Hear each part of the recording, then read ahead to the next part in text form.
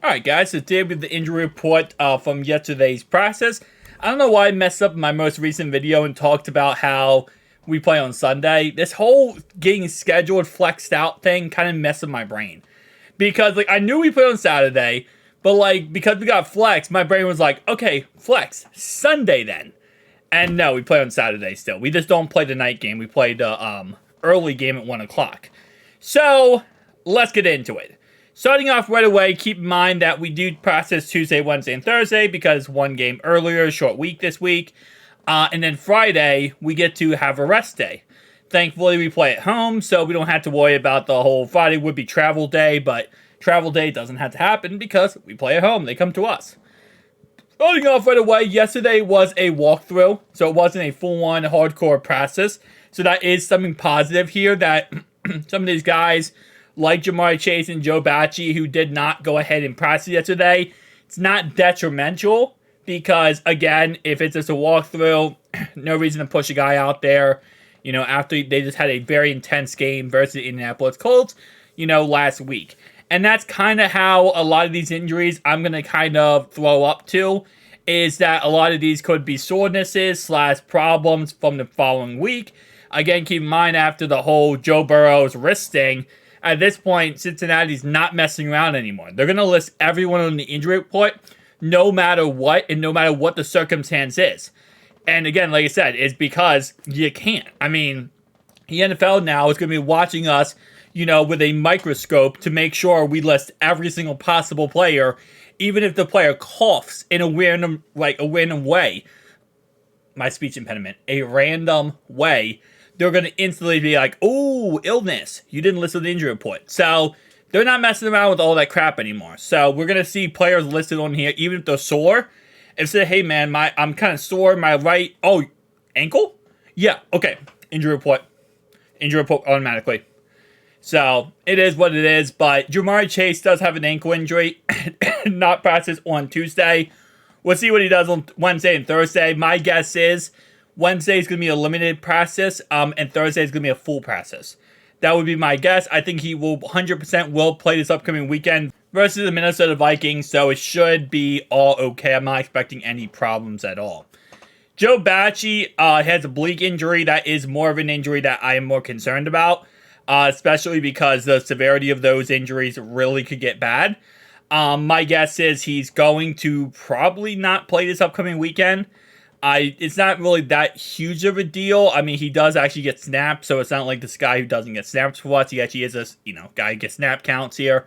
So, I wouldn't be surprised if they elevate someone from the practice squad, or, depending on the severity of his injury. We'll see, though. I mean, again, like I said, this is Tuesday, first day of practice.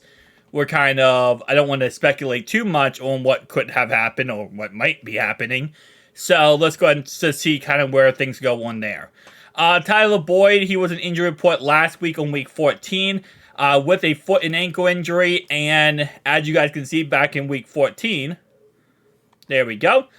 Week 14, he also had that ankle injury. But now he has a foot ankle injury. He has both now. So, little bit of a extension there. I'm not sure if it's just kind of was not misreported, but I'm not sure if it was like something where they just had a foot injury or just had an ankle injury, and then they were like, oh, his foot also hurts, so let's put that on there.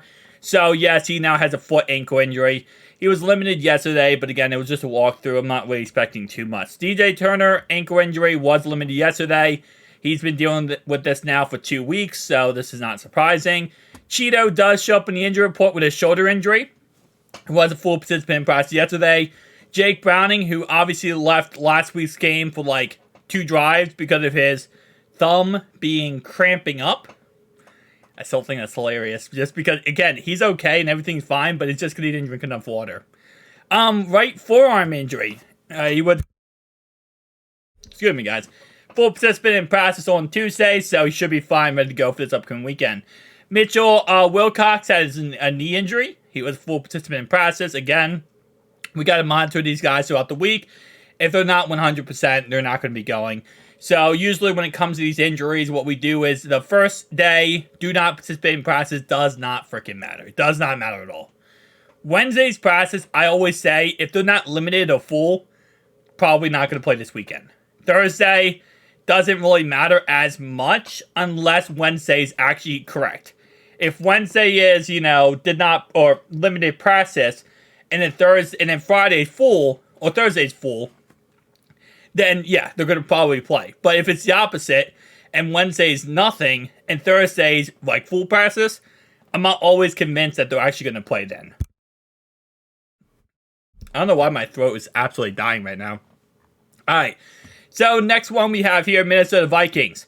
For the Vikings, Alexander Madison, the running back. He is actually the starting running back now because they got rid of Dalvin Cook this year. Did not participate in practice with an ankle injury. We'll see if he does go ahead and go this upcoming week. It's very possible he doesn't. Their wide receiver, concussion, still. Naylor. So he is in concussion protocol, so did not participate in practice. Brian O'Neill, we talked about this before, but he is most likely out for the season. This is the right tackle, so kind of like last week how we played against the Colts when they didn't have Braden Smith and they had to go with Blake Freeman. Same concept's going to happen this week. So we're going to see a lot of, pressure off the edge here in this game. So it's going to be an interesting type of game for that reason. Ed Ingram has a hip injury. He was limited.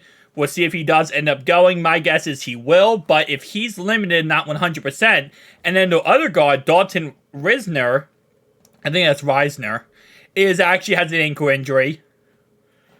We could see a lot of blitzes by Lou in this game and could get a lot of pressure on them. So I wouldn't be surprised if we just see like nonstop blitzes and exotic looks from Lou throughout this game. Jay Jettis or Justin Jefferson has a chest injury. He most likely is going to be playing this game. Based on what we understand, he is not 100%, but he wants to play. So he's going to most likely play no matter what. With that being said, guys, definitely tell me down below your thoughts and opinions. And I'll be honest with you, it's going to be a long game. It's going to be a trap game. But we can get another W and continue our reign to glory.